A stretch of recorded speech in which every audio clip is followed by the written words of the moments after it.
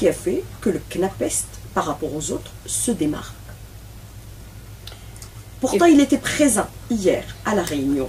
Effectivement. Il maintient son mot d'ordre de grève. Il maintient son mot d'ordre de grève, alors même que lorsqu'on voit sur le terrain, c'est un syndicat qui est très présent au niveau de l'enseignement secondaire, mais ce qui pose problème avec ce syndicat, c'est son approche non pas de négociation, mais d'imposition de ses revendications.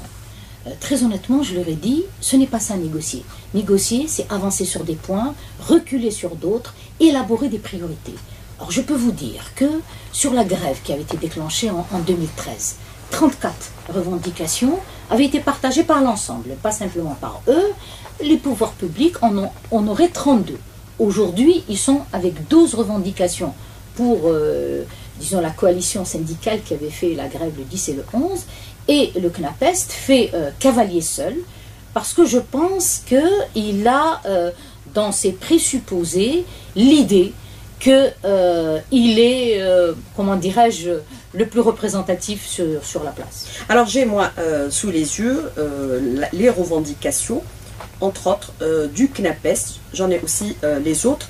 Parmi les revendications, donc il y a 4 points essentiels dans la revendication qui vous en soumise. Il y a celle-là qui est vraiment étonnante. Alors le CNAPEST réitère les anciennes revendications consignées dans les PV, alors prime de zone, médecine de travail, le logement, et il revendique également une retraite après 25 ans de service, c'est-à-dire dans cette retraite, on doit aussi calculer l'année ou les années de service national et également de la formation, combien même soit-elle universitaire.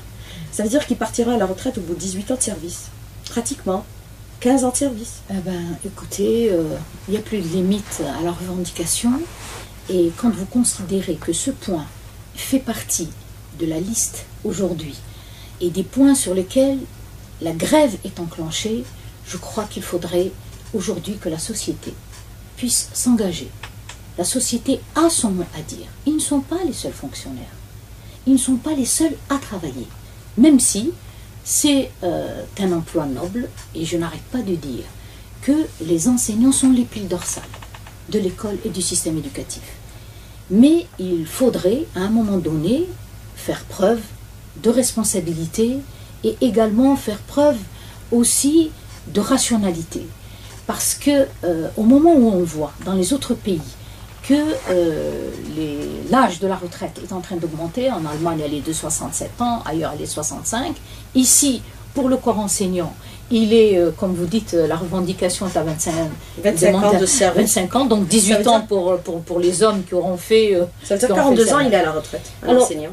Alors, je veux dire que quand on voit ça, on dit que finalement, lorsqu'il sort aussi jeune, c'est peut-être pour se mettre au service, non seulement d'un autre système, et probablement au niveau du système privé.